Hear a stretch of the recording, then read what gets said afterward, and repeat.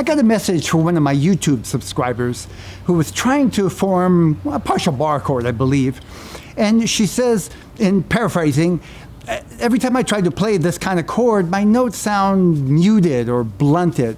And I can't find any kind of instruction on how to fix that. They all say, how to make the chord, but they doesn't sound good. So what do I do with that? Well, I wanted to make this video to help those who are having a similar problem. And I want to start off by saying it's really very common. Most people who start out playing guitar, I think everyone has the same problem in the beginning. And I know when I first started, I was surprised because I thought if I put the fingers in the right place like somebody showed me, it would sound good. Well, no, it takes a little bit of time and practice and adjustments.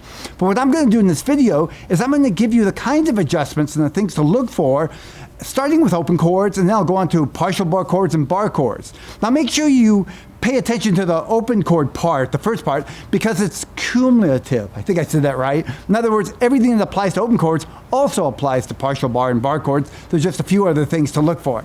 So let's get started. Now what it all comes down to is getting your fingers in kind of just the right place and at the right angle to get the chord to sound good. At first, you have to pay a lot of attention to it, and after a while it gets to be a habit. Your fingers just go there and you don't even think about it. So we're going to start off with a basic D chord. And the first thing I want to say is it's important to get your fingers close to the frets. These are frets, and the fingers need to get as close as possible. You can't always get them equally as close, depending on the chord that you're making. But do the best you can for that particular chord. Second of all, you want to get to the best that you can the tips of the fingers on the strings, as opposed to the flatter pad part. Now, that means that your fingers need to be kind of angled up and then back down. If they're too much to the side, there's no way you're going to get the tips of the fingers on. So that opens up the whole issue of hand angle and elbow position and all that, which I'm going to deal with now. Okay, number 3, angle of the wrist. So the wrist should be kind of relaxed down. You don't want to push it too far up this way, but you don't want it way back here either. Actually, I see more people have it kind of back. Have it kind of just hanging relaxed down. And you don't want to tense too much. Not only will it make funny sounds, but it'll tire you out fast and you won't be able to play for long. Now, number 4, and it has to do with the wrist also, have your elbow hanging down and relaxed.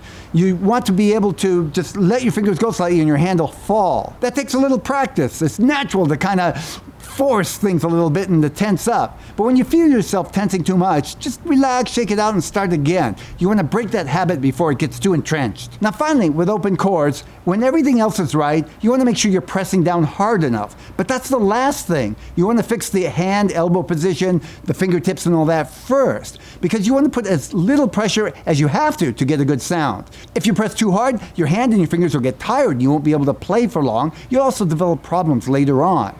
So as time goes on, you'll find that you can actually, with a little tweaking, apply less pressure but still get a good sound, and that's what you want to aim for. Now let's go on to partial bar chords. All the principles that I just described apply. With partial bar chords, you also want to have your bar finger, it's only on a few strings, as close to the fret as possible. Often you will have to angle it a little bit so that all the strings won't be equal to the finger, but that's okay. Just do the best you can. Also, you want that first knuckle kind of buckled in and the second knuckle up in the air. This is where sometimes you need to push your wrist up a little more this way, forward, as opposed to way back here. If you collapse it too far back here, it'll be hard to get a good, solid partial bar. So in short, you're aiming to get your finger as close as you can, perpendicular to the neck, as opposed to too much of an angle. The best you can. You can't always get perfectly perpendicular. And you want to have that second knuckle up in the air so that you can press down with that first part of your finger.